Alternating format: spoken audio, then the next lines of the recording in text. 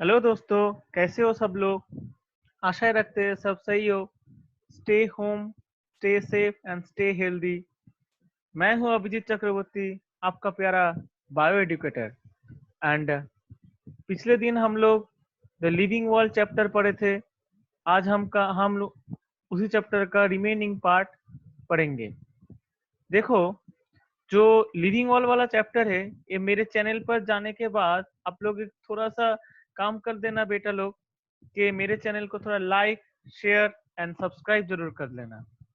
And वहां पर एक बेल आइकन आएगा, उसको जरा प्रेस कर लेना। तो फिर क्या होगा, जब भी मेरा कोई नया वीडियो आएगा वो तुरंत ही यूट्यूब खुलने के बाद आप लोग देख पाओगे, आपके नोटिफिकेशन में वो पहले ही आ जाएगा। ठीक है, तो बिना टाइम गवाते हुए हम लोग स्टार्ट करते हैं द लिविंग वर्ल्ड वाला चैप्टर क्लास 11 का। ये बहुत ही खास चैप्टर है जिसका वेटेज पिछले दिन बोला था 1 से 2 क्वेश्चन आ ही जाता है हर साल। सिर्फ 2016 में 3 क्वेश्चन आया था। और पिछले दिन हम लोग एज अ रिकैप हम बोल सकते हैं कि थोड़ा लिविंग वर्ल्ड व लिविंग ऑर्गेनिज्म का कैरेक्टरिस्टिक फीचर्स क्या होता है ये सब पढ़े थे। आज हम पढ़ेंगे बायोडाइवर्सिटी वाला कॉन्सेप्ट। देखो, यहाँ पर दो वर्ड है, एक बायो है और एक डाइवर्सिटी है। अगर बायो वर्ड वाला बोल दे कि बायो वर्ड एक्चुअली होता क्या है, बायो वर्ड डिफाइन करता है फॉर लिविंग वर्ल्ड के लिए एंड डाइवर्सिटी वर्ड डिफाइन करता है फॉर वेरिएशन के लिए। इसको हम अगर बोलेंगे, इसको बोल सकते हैं कि वेरिएशन,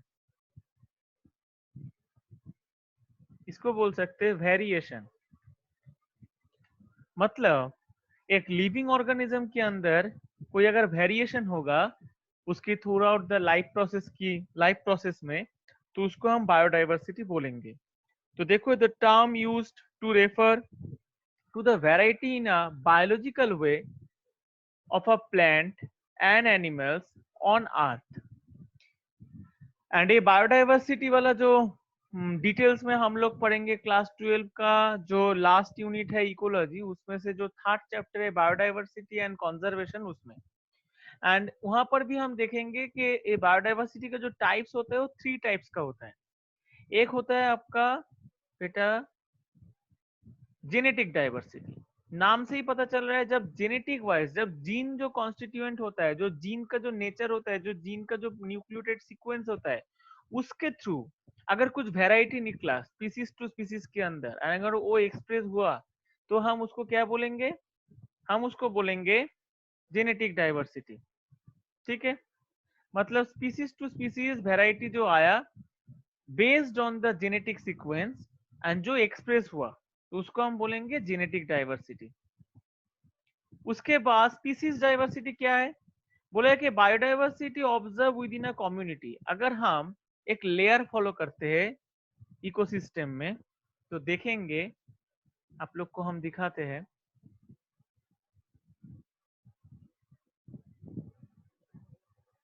एक लेयर अगर फॉलो करेंगे तो यहाँ पर दिखाई देगा कि पहले आता है ऑर्गेनिज्म, उसके बाद आता है ऑर्गेनिज्म, इसको इंडिविजुअल भी बोल सकते हैं, पॉपुलेशन, उसके बाद आता है आपका कम्युनिटी, उसके बाद आता है इकोसिस्टम, उसके बाद आता है कभी कभार यहाँ पर लैंडस्केप बोला जाता है, उसके बाद आता है बायोम, उसके बाद आता है बायोस्फीयर।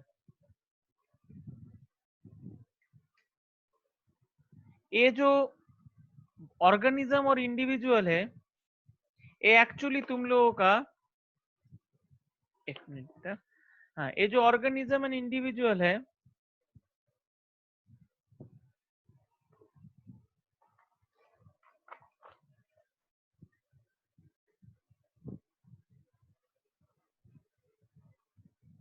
ये जो ऑर्गेनिज्म एंड इंडिविजुअल है, ये पूरा तुम्हारा लोएस्ट यूनिट होता है। ठीक है, एकदम नीचे का जो यूनिट रहता है एक इकोसिस्टम के अंदर और एक बायोस्फीयर के अंदर, एकदम बेसिक यूनिट रहता है।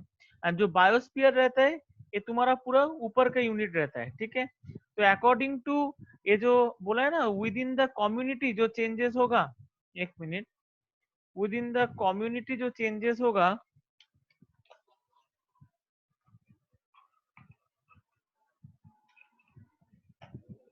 विद इन द कम्युनिटी जो चेंजेस होगा, यहाँ पर बोला है with in the community, biodiversity observe with in the community. ये कम्युनिटी जो है वो कहाँ कौन सा लेवल पे था, कि अगर वो वन वाला हम पकड़ के चले कि बेसिक वाला ऑर्गेनिज्म एंड इकोसिस्टम, ऑर्गेनिज्म और ऑर्गेनिज्म और इंडिविजुअल, एंड उसके बाद वाला कौन सा था, उसके बाद वाला था पॉपुलेशन, उसके बाद था आपका कम्युनिटी, उसके बाद था इकोसिस्टम। तो 3 नंबर वाला हो गया लेवल पर।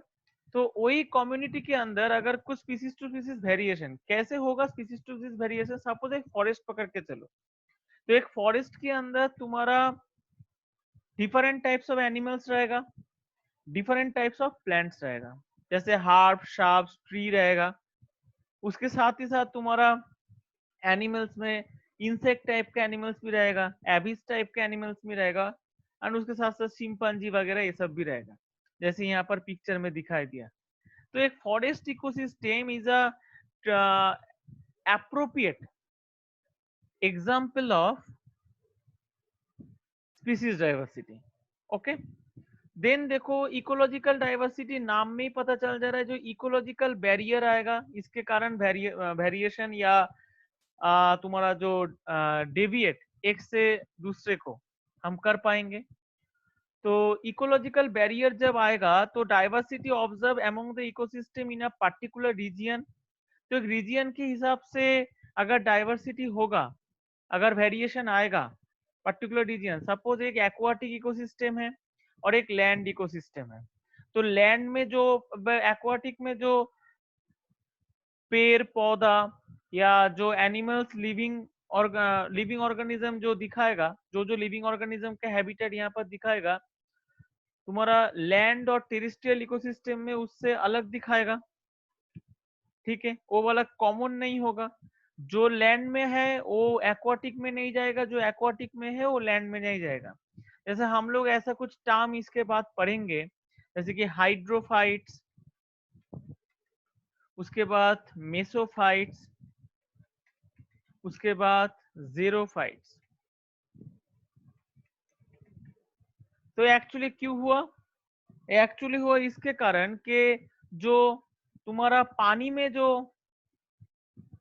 बॉर्न हुआ उसको हाइड्रोफाइट्स बोलेंगे। वो चाहेगा कि मॉडरेट पानी जहां है वहां पर प्रवेश करने के लिए, एंड जीरोफाइट मतलब जो ड्राई कंडीशन में या टेरिस्ट्रियल या लैंड हैबिटेट में ग्रो किया है उसको जीरोफाइट बोलेंगे। ये सब टर्म हम लोग इलाबोरेटली डिस्कस करेंगे इकोलॉजी वाला चैप्टर के अंदर, जब हम उसके अंदर जो इकोसिस्टम वाला चैप्टर है वहां पर पढ़ेंगे, ठीक है। तो यहाँ पर वो हाइड्रोफाइट्स चाहेगा वो मॉडरेट वाटर जहाँ प्लेस रहेगा वहां पर जाने के लिए, एंड जीरोफाइट्स भी जो ड्राई है वो भी चाहेगा कि मॉडरेट वाटर जहाँ पर प्रेजेंट है वहां पर जाने के लिए। लेकिन ये हाइड्रोफाइट्स कभी भी मिक्सअप नहीं हो जाएगा जीरोफाइट्स के अंदर, मतलब हाइड्रोफाइट्स का जो लिविंग ऑर्गेनिज्म वो कभी भी मिक्सअप नहीं हो जाएगा जीरोफाइट्स के साथ, और जीरोफाइट्स वाला भी कभी भी मिक्सअप नहीं हो जाएगा हाइड्रोफाइट्स के साथ। तो ऐसे करते करते इकोलॉजिकल बैरियर के ऊपर बेस करके अगर कुछ अगर स्पीसीज टू स्पीसीज वेरिएशन या हम डेविएशन कर पाए उसको हम बोलेंगे इकोलॉजिकल डाइवर्सिटी। तो क्लियर है दोस्तों। तो यहाँ पर genetic diversity based on genetic level expression, species diversity based on in a community, within a community when the species get differentiated from one another, and when the species get diversified or differentiated based on the ecological barrier within a particular area or a particular region, then it is called ecological diversity. Clear बच्चों? बस यहाँ से NEET का लगभग आ सकता है एक question यहाँ पर, पिक द करेक्ट वर्ड या पिक द इनकरेक्ट सेंटेंस या करेक्ट सेंटेंस, ये सब करके क्वेश्चन पूछ सकता है। उसके बाद देखो बच्चे लोग क्या है टैक्सोनॉमी। अभी जब फिलहाल लिविंग ऑर्गेनिज्म का हर एक कैरेक्टर हमें मिल चुका था, जिसमें दिखा जाएगा उसको लिविंग बोलेंगे, जिसमें नहीं दिखा जाएगा उसको नॉन लिविंग बोलेंगे। उससे हमें defining character non defining character का कॉन्सेप्ट पता चल जा रहा था। तब फिर ये टैक्सोनॉमी का जरूरत क्यों पड़ा? तो ये ढूंढने में जब साइंटिस्ट लोग ने निकला, तो एक्चुअली साइंटिस्ट लोग ने इसको क्यों इन्वेंट किया था? पहले पहले किया था बिकॉज जो इतना हमें लिविंग वर्ल्ड में डिफरेंट डिफरेंट टाइप्स, अभी बायोडाइवर्सिटी पढ़ा है, तो डिफरेंट डिफरेंट टाइप्स, इतना सारा जो लिविंग ऑर्गेनिज्म मिलेगा, इसको तो अभी क्लासिफाई करना है कि किसके अंदर कौन आएगा, वरना तो हलचल मच जाएगा। हम घोड़े को कुत्ता बोल देंगे, कुत्ते को घोड़ा बोल देंगे, तो दोनों अलग अलग होगा। या जो मैंगो ट्री है उसको बैनियन ट्री बोल देंगे, और बैनियन ट्री को मैंगो ट्री बोल देंगे। तो हमें तो क्लासिफाई करना है according to the in a particular system in और इन अ पर्टिकुलर वे। तो वही वे आउट को निकालने के लिए ये टैक्सोनॉमी ले आया गया बायोलॉजी में, for the animal nomenclature and for the plant nomenclature as well. मतलब ये जो नोमेनक्लेचर मतलब क्या है? नेमिंग करना है, पर्टिकुलर नेमिंग देना है जो साइंटिफिक होगा, इसको ही हम साइंटिफिक नेम बोल सकते हैं, और इसको ही साइंटिफिक नेम बोलते हैं टिल डेट, और फ्यूचर में भी बोलेंगे, और ये बदला नहीं जा सकता। ठीक है, common name region to region variable हो सकता है। जैसे कमला लेबू बंगाली में बोलता है, उसको संतरा बोलते हैं हिंदी में, लेकिन उसका साइंटिफिक नेम वो साइट्रस करके ही रहेगा, वो चेंज नहीं होगा। ठीक है, तो ये वाला अच्छे से याद रखना पड़ेगा हम लोगों को। ठीक है, तो यहाँ पर ये जो टैक्सोनॉमी वाला टर्म ये पहले जो यूज किया था, उसका साइंटिस्ट का नाम था डिकांडोले। बहुत इंपॉर्टेंट क्वेश्चन है, मार्क कर लो बच्चे लोग। ऐसे पॉइंट वाइज तुम्हें कहीं भी कोई भी वीडियो में नहीं मिलेगा, तो इसीलिए मेरे चैनल को ज्यादा से ज्यादा लाइक, शेयर एंड सब्सक्राइब करते रहो। ठीक है, और हर एक फ्रेंड को देना कि देखो ऐसा ऐसा करके ऐसा ऐसा हो सकता है, लिविंग वर्ल्ड भी इंटरेस्टिंग कराकर कोई पढ़ा सकता है। And follow my channel Abhijeet Biotrix. इसका चैनल का नाम बायोट्रिक्स रखा गया क्योंकि बीच बीच में हम ट्रिक्स देते हैं, तो इसके लिए रखे रखे नाम। एंड अभी जो आएगा मेन पोर्शन, जो मेन साइंटिस्ट कैरोलस लिनियस, ठीक है, a father of plant taxonomy इसको बोला जाता है।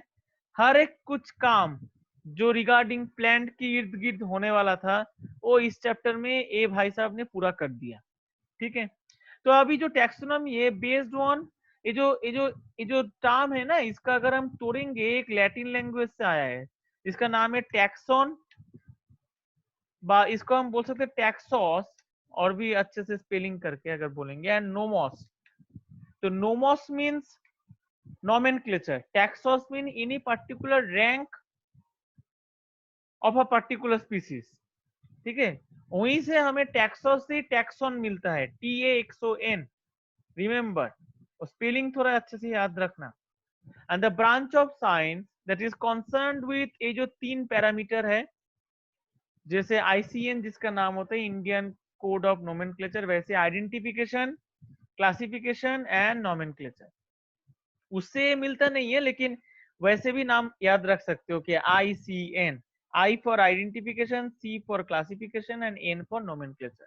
और एक NCERT में रिवाइज वर्जन में बोला गया है कि अभी कई कई जगह पर कैरेक्टराइजेशन भी होता है, तो आइडेंटिफिकेशन के बाद कैरेक्टराइजेशन, देन क्लासिफिकेशन, तो उसके बाद नोमेनक्लेचर, तो ICCN करके भी बोल सकते हो। अभी ये जो यूनिट और रैंक ऑफ टैक्सोनॉमी, पिछले दिन बोला था एक ऐसा सीक्वेंस आएगा, देखने में मिलेगा, KPC ऑफ GS। तो ये क्या है? वो टैक्सोनॉमिकल हायरार्की है। ये हायरार्की लिनियस ने प्रपोज किया था। इसमें एक किंगडम की बात, सब किंगडम आता है, यहाँ पर सब फाइलम। ये फाइलम प्लांट के लिए यूज नहीं होता है, ये फाइलम एनिमल के लिए यूज होता है, प्लांट के लिए डिविजन यूज होता है। उसके बाद क्लास आएगा, उसके बाद फिर से सब क्लास आएगा, उसके बाद O for order, F for family, G for genus and S for species, और सबके साथ एक सब करके लग जाएगा। तो टोटल मिलाकर 7 पेयर होता है, मतलब 7 लेयर होता है। ये जो, सॉरी पेयर बोल दिया था, लेयर होता है तुम्हारा हायरार्की का, लेकिन एक्चुअल हायरार्की तुम्हारा 14 लेयर्स का होता है, क्योंकि हर एक का 2-2 करके रहता है। ठीक है, ये याद रखना, क्वेश्चन में 7 हिसाब से ही पूछेगा। एंड कभी कभार पूछ सकते हैं किसका पोजीशन किसके बीच में है, जैसे ऑर्डर का पोजीशन किसके बीच में है, in between family and class. तो एक KPC है यहाँ पर मशहूर मेडिकल कॉलेज है प्राइवेट, एंड ऑफ प्रीपोजिशन की सबसे काम कर रहा है जनरल साइंस, तो ऐसे भी याद रख सकते हो, ठीक है। And unit of a rank of taxonomy, मतलब यही है यूनिट, ये जो 7 बोला है 7 यूनिट है, तो इसका एक एक को हम टैक्सोन बोल सकते हैं। उसके बाद बोला गया कि identification done with the help of keys. एक मजेदार बात है, की हम बाद में ही पढ़ेंगे। तो व्हाट डू मीन बाय की? की एक्चुअली होता है, सपोज देखो हम लोग एक बुक का मैं नाम यहाँ पर जिक्र कर देता हूँ, इसका नाम है बेंगल प्लांट्स। इस बुक से तुम्हारा ये जो वेस्ट बंगाल का जितना जो प्लांट वगैरह हम लोग देखते हैं वो सबका नॉमेनक्लेचर हो सकता है। जैसे कि एक अननोन स्पीसीज दे दिया तो तुम्हें कुछ कैरेक्टर उसमें मैचिंग कराना है, तो जो हर एक कैरेक्टर आएगा उस हर एक कैरेक्टर को अभी के लिए तुम समझ के रखो, उसको की बोला जाएगा। तो यहाँ पर सपोज तुम्हें एक फैमिली पता चल गया है, लेकिन उसके अंदर कौन सा वाला स्पीसीज तुम्हें दिया है वो तुम्हें पता नहीं चल रहा है। तो अभी दोनों स्पीसीज में कॉन्ट्राडिक्ट हो रहा है, मतलब कैसे कॉन्ट्राडिक्ट हो रहा है, मतलब की में जब देखोगे लिखेगा एक में सेपल्स 5 एंड यूनाइटेड, एक में लिखेगा सेपल्स 5 एंड तुम्हारा फ्री फ्रॉम ईच अदर। तो गैमोसेपलस एंड पॉलीसेपलस वाला कंडीशन आ गया। अभी ये गैमो क्या होता है, पॉली क्या होता है, 12 की बच्चे लोग जान जाएगा, लेकिन जो 11 में नया नया उठा है या 11 में उठने वाला है, तो उसके लिए थोड़ा अभी वो सेपल अगर याद रख पाएगा, सेपल को बंगाली में ब्रीति बोला जाता है। ब्रीति जो आउटर मोस्ट फ्लोरल होल होता है उसको बोला जाता है सेपल। जब भी वो सेपल एक दूसरे के साथ अटैच रहेगा, जो कैलिक्स वाला पोर्शन रहता है उसका यूनिट को सेपल बोला जाता है, और अच्छे से बताए तो अगर वो अटैच रहेगा वो सेपल हर एक यूनिट, तो उसको हम गैमोसेपलस बोलेंगे, और जो नहीं रहेगा उसको पॉलीसेपलस बोलेंगे। तो इस हिसाब से हमें वो की मैचिंग कराना है, जो हमें जो मिला है स्पीसीज उसके अंदर अगर फ्लावर को दिखने में जाए तो कौन सा होगा। तो वही जो की जो मिला वो की is equal two is a character, is a one character, एक वन की इक्वल्स टू वन कैरेक्टर। तो हम वो आइडेंटिफिकेशन के लिए वो की यूज करते हैं यहाँ पर, वो की का मतलब यही होता है, कुछ ताला चाबी का की मत समझ लेना कोई।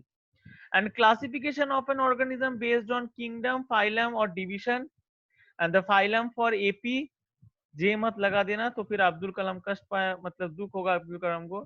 AP and D for DP, AP का डीपी, ठीक है। मतलब ए पी मतलब फाइलम में एनिमल के लिए आएगा, and D for division A plant के लिए आएगा, एपी का डीपी, ठीक है सर, ठीक है।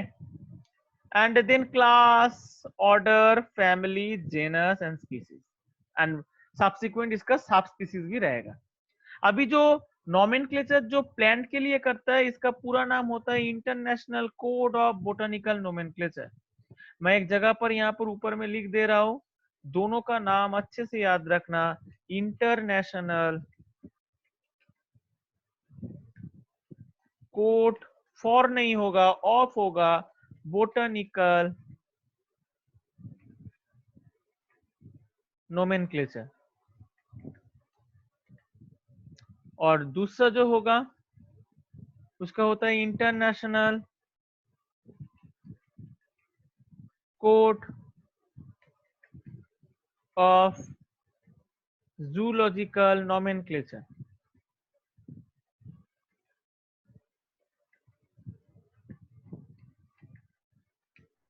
ठीक है, तो बच्चे लोग ये दोनों याद रखना फुल फॉर्म इसका।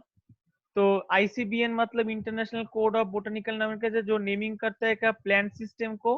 एंड आईसीजेडएन मतलब इंटरनेशनल कोड ऑफ तुम्हारा, एक मिनट यहाँ पर ना थोड़ा वो टैक्सस के लिए तुम्हें गलत फहमी होगा। एंड आईसीजेडएन मतलब international code of zoological nomenclature. तो ये क्या होगा, ये एनिमल के लिए वो नेमिंग करता है। अभी रूल्स ऑफ नोमेनक्लेचर कुछ ऐसा होता है, जैसे अगर कुछ नाम लिखा जाए, एक मिनट मैं एक नाम लिख देता हूँ, सबसे अच्छा है, बढ़िया है, मैंगीफेरा इंडिका, एक प्रॉपर में लिख दे रहा हूं मैं। तो लेकिन मैं सिर्फ इसको इटैलिक्स नहीं कर पाया यहाँ पर, ठीक है, सिस्टम में यहाँ पर प्रोवाइड नहीं है, इसको इटैलिक्स करना है। तो यहाँ पर एक्चुअल में अगर देखा जाए तो scientific name should be in Latin language. ये जो साइंटिफिक नेम होगा ये लैटिन लैंग्वेज से होगा। यहाँ पर वो करेक्ट इनकरेक्ट वाला क्वेश्चन पूछता है, तो यहाँ पर जो प्रोमिनेंट क्वेश्चन आता है, जो ये जो साइंटिफिक नेम लिखा रहता है, एनी लैंग्वेज में हो सकता है, ये कभी भी नहीं हो सकता है लैटिन लैंग्वेज में सिर्फ होगा, क्योंकि वो लैटिन साइंटिस्ट इन्वॉल्व था। उसके साथ ये जो फास्ट वर्ड होता है साइंटिफिक नेम का, जो जो हर एक दुनिया में सेम ही होगा, उसका हर एक दुनिया में स्पेलिंग से लेकर एब्रीविएशन फॉर्म तक, जब एब्रीविएशन फॉर्म मतलब छोटा फॉर्म इनिशियल जिसको बोला जाता है, जैसे ऑथर का रहता है, ठीक है, जैसे ये नामकरण किया था लीनियसली, इसलिए लीनियस का नाम लास्ट में बैठ गया एज एब्रीविएशन के तौर पर। तो वो नाम हर एक कंट्री में सेम ही होगा, रीजियन टू रीजियन उसका कॉमन नेम अलग हो सकता है, लेकिन उसका नाम सही होगा और सेम होगा। तो फर्स्ट जो नेम रहता है, तो उसको हम बोले थे जेनेरिक नेम और जेनस, जो जेनस को रिप्रेजेंट करता है। एंड सेकेंड जो वर्ड रहता है, ये जो है ये जेनस को रिप्रेजेंट करता है। अगर इसको ऐसे लिखा तो इसके नीचे अंडरलाइन करना पड़ता है, ये मेन क्राइटेरिया है, याद रखना। और जो सेकेंड वर्ड रहता है इसको स्पीसीज बोला जाता है, ठीक है। तो स्पीसीज मतलब जो स्पेसिफिक एपिथेट, तो ए वाला चेंज हो सकता है, ए स्पीसीज टू स्पीसीज यही वाला चेंज होता है, जीनस सेम रहता है, क्योंकि बहुत सारे मतलब स्पीसीज एक जीनस के अंदर आ सकता है, उसके बाद बहुत सारे जीनस एक फैमिली के अंदर आ सकता है, ऐसे करके हम जाते हैं। जितना ऊपर में जाएंगे डाइवर्सिफाइड कैरेक्टर मिलेगा, अनडिस्ट्रीब्यूटेड कैरेक्टर मिलेगा, लार्ज यूनिट, इसलिए किंगडम को बोला जाता है। और जब स्पीसीज में आएंगे वहां पर उसको बोला जाता है बेसिक यूनिट। जो जो टर्म मैं यूज कर रहा हूँ वो सब नीट में आता है, इसके लिए इसीलिए मैं ये वाला टर्म बोल रहा हूँ, इसको ये अच्छे से ध्यान में रखना, नोट डाउन कर लेना, जब मैं जो जो बोलूंगा थोड़ा अगर पीपीटी में नहीं दिखा दिया तो नोट डाउन कर लेना। तो स्पीसीज को हम बेसिक यूनिट बोलते हैं, ठीक है। मतलब वहां से क्या होगा, वहां पर सब क्लोजली एसोसिएटेड हो जाता है, वहां पर सब अरेंज हो जाता है कैरेक्टर्स, ठीक है। तो ये वाला स्पेसिफिक एपिथेट या स्पीसीज है, ठीक है। नेक्स्ट है कि प्रिंटेड इन इटैलिक्स, ये हमेशा अगर प्रिंटेड फॉर्मेट में रहेगा तो इटैलिक्स में रहेगा। इफ हैंड रिटेन जैसा अभी लिखा, अंडरलाइन सेपरेटली अलग अलग करके, एकदम कॉन्टिन्यूअसली अंडरलाइन नहीं करना है, ठीक है। फर्स्ट वर्ड, जो पहला वर्ड रहेगा स्टार्ट्स विथ कैपिटल लेटर, ठीक है। जो मैंगीफेरा का फर्स्ट वर्ड है एम, कैपिटल लेटर हो गया। उसके बाद बोला गया वाइल द स्पीसीज नेम, जो इंडिका वाला है, written in a small letter. And ये भी मेंशन कर सकते हो तुम, मतलब ये लिख नहीं सकते हो क्योंकि रूल्स में वो वाला लिखने के लिए नहीं किया है, कि जो मैंगीफेरा है उसका सिर्फ वो फर्स्ट वर्ड ही कैपिटल होगा, बाकी सारा स्मॉल होगा, ठीक है। एंड लास्ट है कि name of the author is written in abbreviated form, मतलब जो ऑथर है जिसने ये इन्वेंटेड किया था, साइटेड किया था, जो नामकरण किया था, उसका नाम after the scientific name written होने के बाद, लिखने के बाद उसका एब्रीविएटेड फॉर्म में लिखना है, ठीक है, after the species name. And उसमें भी वो पहला वाला जो वर्ड होगा ऑथर का वो कैपिटल में लिखना है, ये नियम है। और उसके बाद उसका जितना होगा इनिशियल देकर डॉट दे देना होता है, डॉट मतलब इसको इनिशियल रिप्रेजेंट किया जाता है, ठीक है। तो यही गया, तो ये वाला टैक्सोनॉमी का कुछ बेसिक फीचर्स था, हम इसको रफ कर देते हैं अभी। जिसको जितना लिखना है ध्यान से पढ़ाई के वक्त, सुनने के वक्त लिख लेना, अच्छे से पढ़ लेना, समझ कर पढ़ लेना। कोई भी डाउट्स रहेगा रिगार्डिंग मेरी क्लास, मेरा कॉन्टेक्ट नंबर दिया गया है डिस्क्रिप्शन के नीचे रहेगा। तुम लोग अगर कोचिंग करना चाहते हो नीट के लिए या बोर्ड लेवल क्लासेस के लिए और 11-12, प्लीज कांटेक्ट मी। मेरा नंबर नीचे डिस्क्रिप्शन में दिया जाएगा और पहले वीडियो में भी दिया गया है, तो वहां से तुम लोग इजीली मुझे व्हाट्सएप और कांटेक्ट कर सकते हो। नेक्स्ट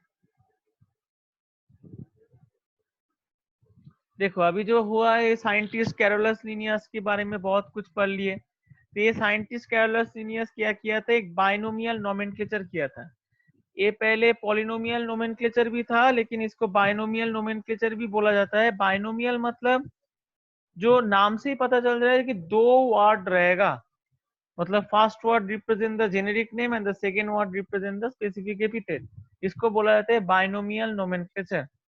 तो proposed by Carolus Linnaeus in his book, ये बहुत ही इंपॉर्टेंट बुक है, name is species plantarum, in the year of 1753 and the date is 1 May। Remember the date is past में।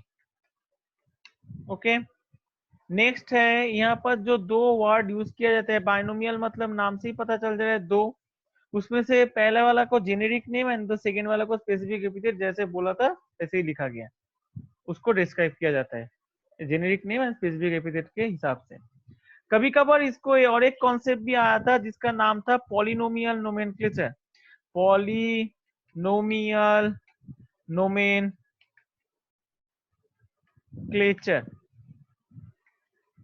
पॉलिनोमियल नोमेनक्लेचर मतलब जहां पर तुम्हारा सब स्पीसीज भी रहेगा, वैरायटी भी रहेगा, मतलब generic name, species and subspecies तीनों मिलाकर। लेकिन ये ज्यादा दिन वैलिड नहीं हुआ, फिर से बायनोमियल नोमेनक्लेचर ही हुआ। लेकिन कुछ कुछ प्लांट के लिए वैलिड हो जाता है, जैसे हिबिस्कस रोजा साइनेंसिस, ठीक है, उसके लिए generic name, species and subspecies तीनों ही है, ठीक है। मतलब genus name, species name and subspecies name. उसके बाद आया, अच्छा जैसे मैंगीफेरा इंडिका मैं लिखा था, देखो यहाँ पर इटैलिक्स में है क्योंकि प्रिंटेड फॉर्म में है, और लीन के बाद डॉट।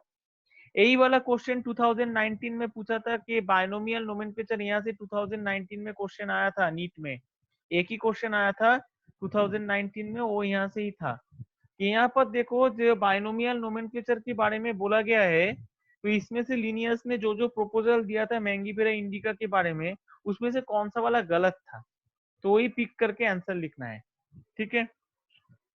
उसके बाद सिस्टेमेटिक्स मतलब ये भी कैरोलस लिनियस ने प्रपोज किया था इन हिज बुक सिस्टेमा नेचुरी। तो इसमें क्या होता है कि सिस्टेमेटिक्स रिप्रेजेंट करते हैं तुम्हारा फाइलोजेनेटिक रिलेशनशिप को।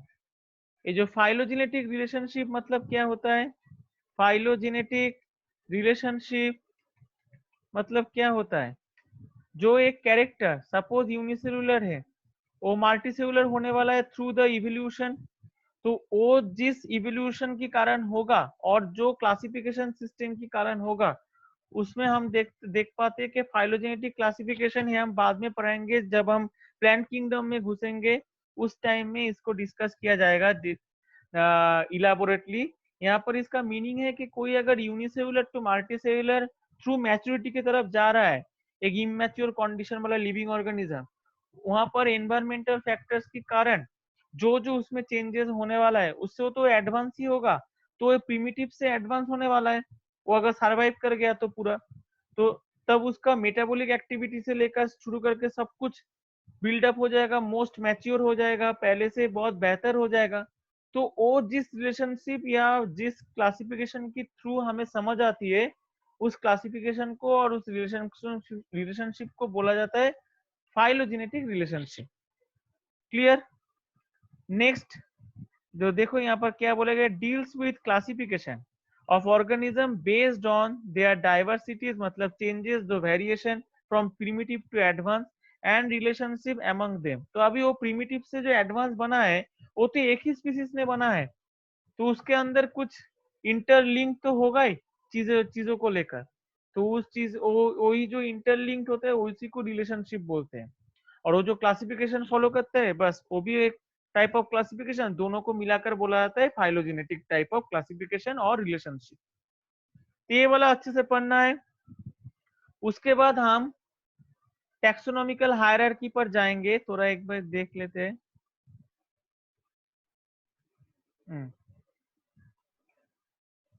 टैक्सोनॉमिकल हायरार्की जैसे बोला था केपीसी ऑफ जीएस, देखो यहाँ पर वो arrangement of various steps of classification, जैसे कि स्पीसीज सबसे बेसिक है, उसके बाद जेनस, फैमिली, तो बहुत सारा स्पीसीज मिलकर एक जेनस के अंदर रह सकता है, बहुत सारा जेनस मिलकर एक स्पीसीज के फैमिली के अंदर रह सकता है, वैसे करते करते करते करते लार्जेस्ट जो रहता है वो किंगडम होता है।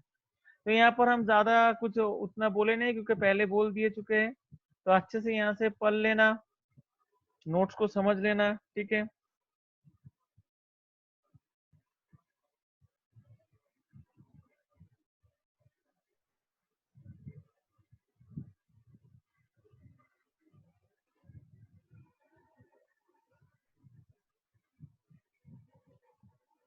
इसके बाद देखो आता है एक को एक एग्जाम्पल दिया गया एनसीईआरटी के थ्रू, यहाँ पर वही सीक्वेंस मेंटेन किया गया है। ए वाला स्पीसीज है, ए वाला ऊपर का जो फैमिली रहता है, किंगडम, फाइलम, ऑर्डर में से कुछ दे देता है, अकॉर्डिंग टू वो जाता रहता है।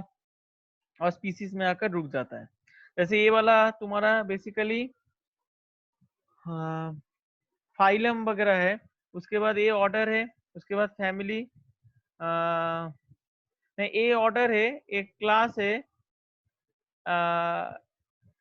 नहीं ठीक ही बोला था पहले कि यहाँ पर कुछ फाइलम दिया गया है, उसके बाद ए वाला ऑर्डर है, फैमिली है, उसके बाद जेनस है, स्पीसीज है। तो फैमिली जेनस स्पीसीज ये वाला समझ में आया। तो ये कुछ है जैसे कि ह्यूमन बीइंग की बात करें, मैमिलिया से शुरू होता है, उसके बाद कॉर्डेज, उसके बाद primate, Hominidae, Homo and homo sapien. Then house fly जो होता है, उसके बाद Arthropoda, Insecta, Diptera, Muscidae, Musca, Musca domestica. Then dicotyledons, Sapindales, Anacardiaceae mango के लिए मैंगीफेरा एंड मैंगीफेरा इंडिका इतना बार यूज कर चुके हैं।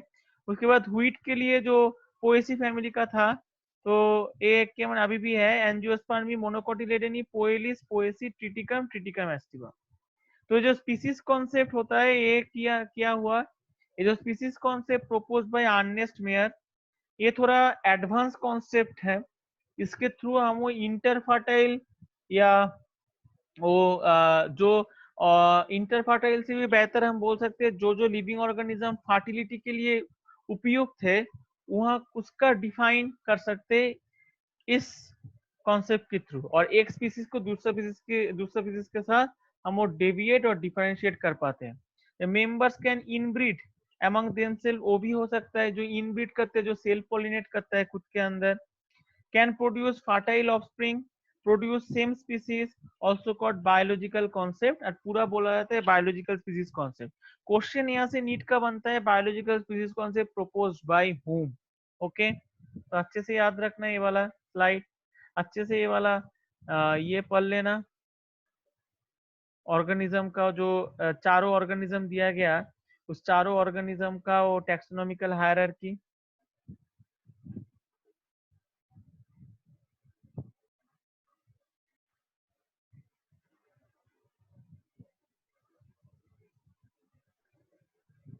इसके बाद टैक्सोनॉमिक एड्स आता है।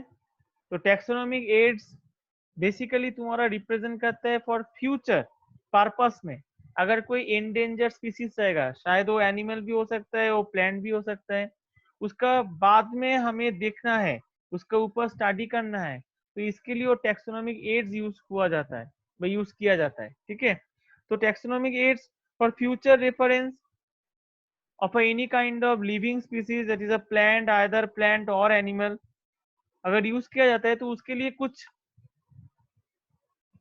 इंस्ट्रूमेंट और कुछ सपोर्ट मैनेजमेंट हमें चाहिए।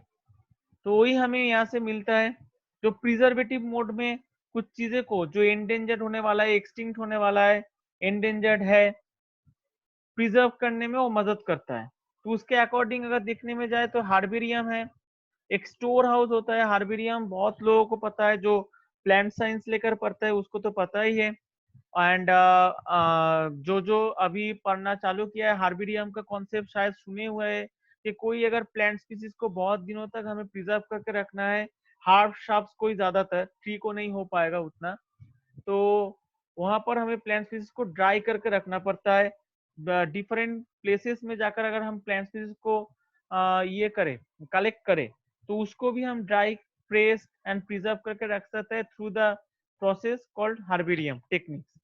तो a storehouse of collected plant species that are dried, pressed and preserved। and कौन सा प्लांट स्पीसीज को करते हैं, कभी कभार वो जो एक्सकर्शन होता है हम लोग वहां पर वो हार्बेरियम कर लेते थे, तो हम लोगों के कॉलेज की टाइम में हार्बेरियम ये करना पड़ता था during the graduation and masters की टाइम पर। एंड वही जो प्लांट स्पीसीज हमें बाहर से कलेक्ट करना पड़ता है, जो यहाँ पर नहीं मिलता है, यहाँ पर प्रिजर्वेटिव मोड पर ले आया गया, और यहाँ पर मिल भी सकता है लेकिन बहुत इंडेंजर्ड है, एक्सटिंक्ट होने वाला है, वह एक्सटिंक्ट हो चुका है, वही प्लांट स्पीसीज तुम्हें दिखने में मिलेगा फॉर फ्यूचर रेफरेंस, यूज करने के लिए, फ्यूचर यूज के लिए, ये हार्बेरियम टेक्निक के थ्रू से। ठीक है, इसका स्टैंडर्ड साइज बहुत ही इंपॉर्टेंट होता है, जो 41 इंटू 29 सेंटीमीटर एंड 11, इसको और भी बोल सकते हो, इंची में मापा जाए तो 11.5 इंटू 16.5 इंचेस। इसका लेवल होता है जहां पर हमें सब डिस्क्रिप्शन देने में लगता है कि ये कलेक्टर कौन है, इसका लोकल नेम कहाँ है, क्या है, कौन सा ऑल्टीट्यूड से ये वाला हमें मिला था। नेक्स्ट तुम्हारा इसका साइटेड कौन किया है, इसका कॉमन नेम, इसका साइंटिफिक नेम, एंड साथ ही साथ किसने कलेक्ट किया है तो मैं बोला।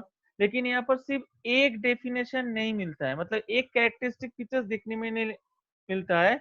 ए भी नीट में क्वेश्चन पूछता है, वो है हाइट ऑफ द प्लांट। ठीक है, तो ये यहाँ पर नहीं मिलता है। तो labelling is done on herbarium sheet lower right hand side, ये वाला अच्छे से पढ़ लेना। हमारी कोलकाता में सबसे बड़ा हार्बेरियम शीट जहाँ पर मेंटेन किया जाता है सेंट्रल नेशनल हार्बेरियम, जो प्रेजेंट है इंडियन बोटेनिक गार्डन, आचार्य Jagdish Chandra Bose Indian botanic garden, वहां पर CNH रहता है, जिसको कैल बोला जाता है एक्चुअल में, क्योंकि वो कैलकाटा में है, इसलिए पहले नाम कैलकाटा था, इसके कारण इसका एब्रिविएटेड फॉर्म ये CNH में तुम्हारा हार्बेरियम किया जाता है। ठीक है, उसके बाद ये शिवपुर में है, हावड़ा शिवपुर इन इंडिया, ये सबसे लार्जेस्ट हार्बेरियम है। और इन वर्ल्ड के हिसाब से अगर बोला जाए लार्जेस्ट हार्बेरियम कहाँ मेंटेन होता है, वो होता है तुम्हारा royal botanic garden kiwi London में। ठीक है, जो किवी बोटेनिक गार्डन भी बोला जाता है इसको। तो बस यही थोड़ा याद रखना अच्छे से। इसके बाद ये जो हार्बेरियम शीट जहाँ मेंटेन होता है सेंट्रल नेशनल हार्बेरियम, अभी मैं बोला था वहां पर एक जगह आएगा जिसका नाम है बोटेनिकल गार्डन। तो collected of living plants for future reference, जो अभी एक्सटिंक्ट होने वाला है एंडेंजर्ड कंडीशन में है, उसको एक artificial condition same to same देकर जहां पर वो ग्रो करता है, उसको वहां पर वैसे ही उसका ग्रोइंग नेचर कर रहा होता है बाकी सब मेंटेनेंस के द्वारा। ठीक है, तो एक आर्टिफिशियल मीडियम क्रिएट कर चुका है जिससे उस प्लांट को एक नेचुरल हैबिटेट मिल जाए। तो इसको हम बोल सकते हैं कि बाहर ले आकर उस प्लांट को ग्रो कराना पड़ रहा है। तो एक टाइप ऑफ कंजर्वेशन है जिसको हम बोल सकते हैं एक्स-सिटू कंजर्वेशन।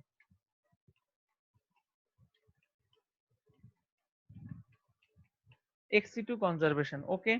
जैसे कहाँ कहाँ पर मिलता है, जैसे इंडिया में तो अभी पता चला कि शिवपुर कोलकाता में वो इंडियन बोटेनिक गार्डन है।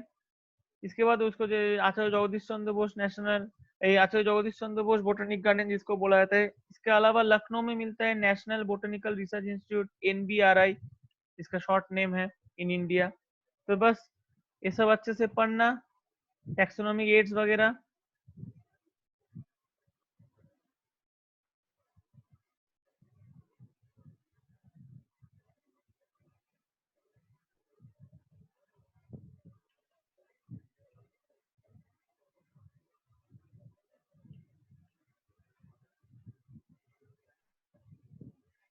अभी उसका ही साथ वो बोटेनिकल गार्डन जैसे प्लांट के लिए रिजर्वेशन गार्डन होता है, जैसे फ्यूचर यूज के लिए या प्रिजर्वेटिव मोड पे कोई प्लांट को सुरक्षित करने के लिए, वैसे ही एनिमल को रखने के लिए भी एक होता है, जैसे जूलॉजिकल पार्क कोलकाता में बहुत ही फेमस है, अलीपुर चिड़ियाखाना, वो भी एक जूलॉजिकल पार्क है।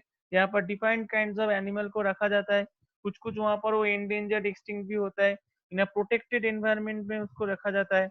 जैसे एग्जाम्पल में बोला गया कि दार्जिलिंग में मिलता है Padmaja Naidu Himalayan zoological park Darjeeling में, एंड अलीपुर जू कोलकाता जो अभी मेंशन किया था वेस्ट बंगाल में मिला जाता है। वैसे ही फॉसिलाइज कंडीशन जैसे यहाँ पर दिखने में मिल रहा है पिक्चर में, थोड़ा अगर मैं पिक्चर को यहाँ पर बड़ा करूँ,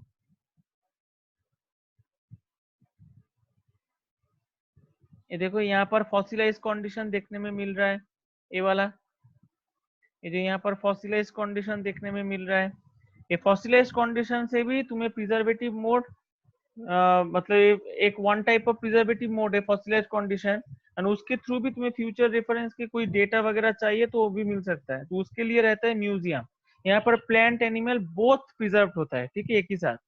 एंड जैसे इंडियन म्यूजियम रहता है कोलकाता एंड वेस्ट बंगाल में, तो यहाँ से एक मजेदार क्वेश्चन होता है, यहाँ पर सिर्फ फोटो रहता है या फोटो के साथ फॉसिलाइज कंडीशन भी रहता है, मतलब वो कैसे दिखने में था और अभी कैसे फॉसिलाइज कंडीशन में आ गया।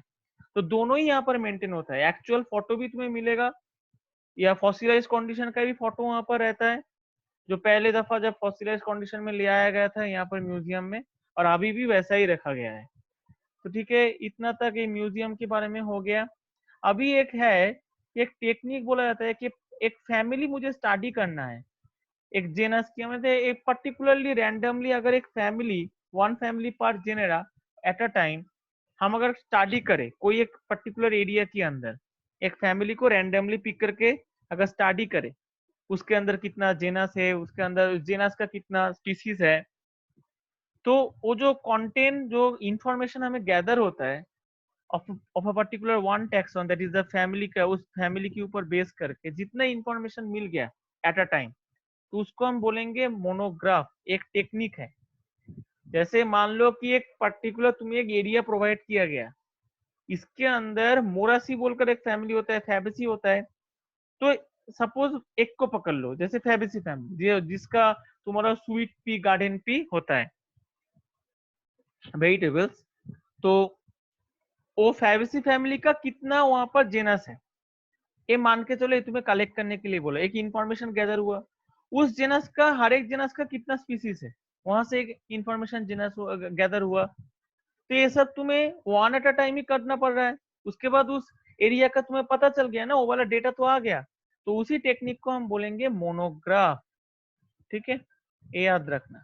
उसके बाद फ्लोरा एंड फोना, नाम से ही पता चल जा रहा है सेम है, मोनोग्राफ की तरह। ये पर्टिकुलर कोई प्लांट के लिए अगर कुछ करना पड़े ऐसा, तो उसको हम बोलेंगे फ्लोरा, एंड एनिमल के लिए करना पड़े उसको हम बोलेंगे फोना।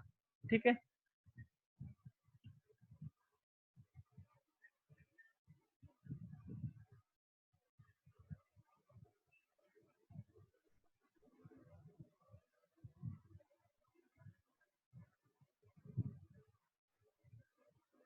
अभी देखो, ये जो टाइप्स ऑफ टैक्सोनॉमी एक है जो नीट के लिए आ सकता है, ये वाला हम लोग प्लांट किंगडम में भी थोड़ा डिटेल्स में पढ़ेंगे। यहाँ पर डिफाइंड काइंड्स ऑफ टैक्सोनॉमी है। ये कब आया था, ये थोड़ा मॉडर्न टैक्सोनॉमी के बाद इसका प्रपोजल आया था, यहाँ पर ऊपर में है।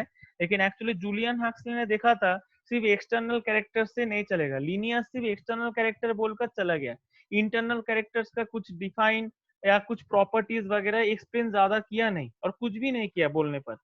तो ये क्या किया जूलियन हसल ने, वो internal as well as external character के ऊपर स्टडी किया, एंड दोनों से ही वो सुइटेबल होता है ऐसा करके एक न्यू मॉडर्न टेक्निक के ऊपर बेस करके एक टेक्सोनॉमी का प्रपोजल दिया। उसको ही बोला जाता है मॉडर्न टेक्सोनॉमी। तो क्वेश्चन में आता है मॉडर्न टेक्सोनॉमी का वो फाउंडर या फिर प्रोपोजर कौन है, तो जूलियन हक्सले है। Helps in huge number of variation, इससे तुम्हें और भी ज्यादा क्वांटिटी और भी ज्यादा नंबर पर वो वेरिएशन देखने में मिल रहा था। तो ये consist of cytotaxonomy, numerical taxonomy, chemotaxonomy, जो यहाँ पर है। जो क्लासिकल टैक्सोनॉमी और मॉर्फोलॉजिकल ट्रेस जो बाहर से दिखने में हमें पता चल जाता है, जो लिनियस भी थोड़ा बहुत बोलकर गया था। केमो मतलब केमिकल कॉन्स्टिट्यूशन, केमिकल कॉन्स्टिट्यूएंट्स, उसके अंदर केमिकल नेचर क्या है पर्टिकुलर ऑर्गेनिज्म के अंदर, उसके ऊपर बेस करके कोई अगर टैक्सोनॉमी किया जाए तो उसको बोला जाता है केमोटैक्सोनॉमी। साइटो मीन्स पता ही है बच्चे लोग को, अभी साइटो मतलब साइटोलॉजिकल बिहेवियर, मतलब क्रोमोसोमल बिहेवियर, उसके स्टडी के ऊपर बेस करके अगर कोई टैक्सोनॉमी किया जाए उसको बोला जाता है साइटोटैक्सोनॉमी। न्यूमेरिकल मतलब नंबर के ऊपर बेस करके, कौन सा वाला नंबर, शेयर कॉमन कैरेक्टर्स, कितना कैरेक्टर शेयर्ड कॉमन कैरेक्टर्स है अब वेरियस ऑर्गेनिज्म के अंदर जो अलग अलग स्पीसीज से बिलोंग करता है, उसके ऊपर बेस करके जो टैक्सोनॉमी होगा उसको बोला जाता है न्यूमेरिकल टैक्सोनॉमी। देन आता है फाइलोजेनेटिक, जो फाइलोजेनेटिक रिलेशनशिप जो अभी मैं वो सिस्टमेटिक्स में पढ़ाया भी था, जिसको बायोसिस्टमेटिक्स भी बोला जाता है, उसके ऊपर बेस करके कोई अगर टेक्सोनॉमी होगा उसको बोला गया phylogenetic taxonomy. Then karyotaxonomy, that is based on karyon means, पहले भी बोल चुका था, कैरियन मींस लैटिन लैंग्वेज में न्यूक्लियस को रिप्रेजेंट करा जाता है, तो based on characters of nucleus as well as chromosome, तब उसको बोलेंगे हम कैरियो टेक्सोनॉमी। ओके, तो रिमेंबर दिस थिंग। यहाँ से वो छोटा छोटा करके क्वेश्चन आते हैं, chemotaxonomy means, cytotaxonomy means, numerical taxonomy means, या इनकरेक्ट वाला खोजने के लिए बोल सकता है। ठीक है, और एक होता है यही वाला अंत है, टाइप्स ऑफ नोमेनक्लेचर। जैसे कि ये जो नेमिंग वगैरह मैंने बोला, तो उसके ऊपर बेस करके इसका कुछ टाइप्स होता है। जैसे एक वेजिटेशन एरिया में जाकर, सपोज दार्जिलिंग में जाकर तुम एक प्लांट प्रोडक्ट कलेक्ट किए, तो एक ही टाइम में तुम बहुत सारा कलेक्ट करोगे टू एक पोर्शन, लेकिन उसमें से सिर्फ एक ही को तुम मदर प्लांट हिसाब से डिनोट करोगे या प्रोपोज करोगे, तो उसको हम बोलेंगे हॉलोटाइप। जो description of a new species तुमने एस्टेब्लिश किया जो एक प्लांट का पार्ट को देखकर।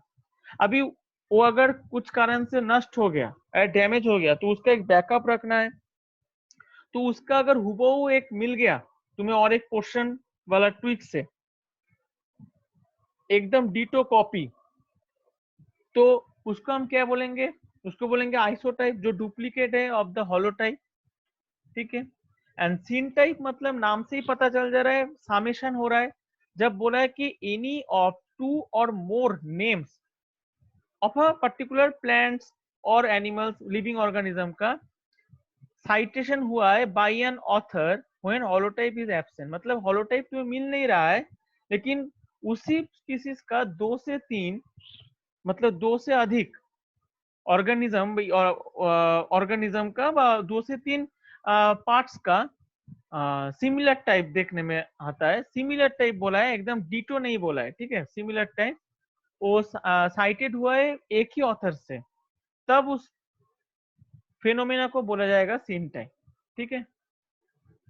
नेक्स्ट बोला है पैराटाइप, जो स्पीसीज डिस्क्राइब्ड जो कर रहे हैं हम हॉलोटाइप के साथ, तो उस डिस्क्रिप्शन को बोलेंगे, बस डिस्क्रिप्शन को फिनोमेना को बोलेंगे paratype, the species describe along with the holotype. ठीक है, तो इसके इतना रूट पोर्शन में ऐसा ऐसा दिखने में आ रहा है, स्टेम ऐसा है, लीफ ऐसा है, फ्लावर कंडीशन ऐसा है, फ्रूट कंडीशन ऐसा है। ये फ्रूट को फ्लावर को मैंने सॉरी फ्लावर की जो मेल पार्ट्स को अच्छे से डिफाइन किया, फीमेल पार्ट्स को अच्छे से डिफाइन किया, कितना ओवरी है, कितना ओव्यूल है, कितने एंथर है। तो वो सब जो हम डिस्क्रिप्शन दे रहे हैं जिससे बंगाल प्लांट रेडी हुआ है, वो कैसे रेडी हुआ है? वो एक एक हॉलोटाइप के ऊपर बेस करके रेडी हुआ है, तो उसको हम क्या बोलेंगे? पैराटाइप। जब किसी कारण से हॉलोटाइप लॉस हो गया, एब्सेंट हो गया, खो गया, तब हमें किसी एक को लेकर, उसका अगर आइसोटाइप नहीं है तो हमें किसी एक को लेकर प्रपोजल देना पड़ेगा कि यही अभी हॉलोटाइप है, अभी हम लोगों के पास और कोई चारा नहीं है, इसी को हॉलोटाइप बना दे। तो species cited from a original material, तो ओरिजिनल मटेरियल मतलब उसी टाइम में कलेक्टेड वर्जन में था ये वाला, लेकिन उसको कोई प्रपोजल दिया गई नहीं, दिया पहले से नहीं दिया गया था, लेकिन अभी उसको जरूरत है, अभी उसका जरूरत है क्योंकि हॉलोटाइप खो गया, लॉस हो गया। तो ये लेक्टो एल से शुरू होता है, लॉस या लॉस्ट या एब्सेंट, वो भी तुम्हारा वो लगभग एल से शुरू होता है, हम लोग ये मान के चल सकते हैं। तो तब किसी एक को अगर आकर खड़ा करके बोल दिया कि यही वाला भी हॉलोटाइप है, तो उस फेनोमेना को हम बोलेंगे लेक्टोटाइप। और लास्ट में जो नियोटाइप है, मतलब सब कुछ नष्ट हो गया, हॉलोटाइप चला गया, आइसो चला गया, सीन टाइप चला गया, लेक्टोटाइप भी नष्ट हो गया, कुछ नहीं है अभी हाथ में। ये हार्बेरियम शीट में ये वाला पैटर्न मेंटेन होता है। ठीक है, रिमेम्बर, हार्बेरियम शीट में ही ऐसे करके हम लोग प्लांट स्पीसीज को मेंटेन कर सकते हैं। ठीक है, कभी कभार मैं प्लांट एनिमल के लिए भी बोला हूँ, तो वो एनिमल का अलग तरीके से होता है, लेकिन यहाँ पर जो नॉमेनक्लेचर का टेक्निक बोला गया है, ये based on the herbarium technique. ठीक है, तो यहाँ पर हमारे पास कुछ नहीं है, सब नष्ट हो गया। सपोज वो हार्बेरियम का जो बिल्डिंग था वो जल गया और सब नष्ट हो गया, तब हमें फिर से नया से स्टार्ट करना पड़ेगा। अगर उसी सेम स्पीसीज, उसी सेम फैमिली के हमें मिल जाएगा नया स्पीसीज, ठीक है, एंड सेम स्पीसीज में नहीं चलेगा, उसी नहीं होगा तब भी चलेगा, सेम फैमिली का मिल गया, सेम फैमिली का ही अगर कुछ अगर अलग सा स्पीसीज मिल गया, अगर उसका हम फिर से नॉमेनक्लेचर चालू करने लगे, वहां पर फिर से एक हॉलोटाइप ले आया, आइसोटाइप ले आया, एक दूसरे सीजन में जाकर कलेक्ट करके, उसके बाद उसका सीन टाइप हुआ, देन लेक्टोटाइप हुआ, उसका पैराटाइप भी हो गया, तब वो जो न्यू नॉमेनक्लेचर टाइप जो हमने फॉर्म किए, when the holotype is missing or completely lost, तब इसको, इस फेनोमेना को क्या बोलेंगे? नियोटाइप। तो क्लियर है बच्चे लोग? तो आशा ही रखते हैं ये चैप्टर का अच्छा से तो आप लोगों को समझ में आ गया, और यार चैप्टर अच्छे से पढ़ लेना, 12 वाले अच्छे से इस चैप्टर को रिवीजन कर लेना फॉर द नीट एग्जाम 2020, एंड 11 वाले अच्छे से बोर्ड लेवल के हिसाब से इसका प्रिपरेशन कर लेना, इसका की नोट्स जो है, जो नॉर्मल नोट्स है, सब कुछ अच्छे से लिख लेना, यहाँ से बहुत क्वेश्चन आने वाला है। अकॉर्डिंग टू एनसीईआरटी मैं हर बार जो बोलता हूँ कि मेरी ये पीपीटी प्रिपेयर होता है, तो उसमें कोई दौरा ही नहीं है, कोई दिक्कत नहीं है कि स्टूडेंट लोग को पढ़ने में कठिनाई आए, आसानी से यहाँ पर आसान भाषाओं से यहाँ पर लिखा जाता है, मेरे एक्सप्लेनेशन में आसान तरीके से मैं बोल देता हूँ। तो अभी अच्छे से पढ़ो, खूब अच्छे से मार्क्स लाओ, जब भी एग्जाम हो, कोई भी एग्जाम जो नीट वाला हो, नीट के लिए एंड जो बोट वाला हो बोट के लिए। एंड सभी अच्छे से रहो, stay safe, stay healthy and stay at home.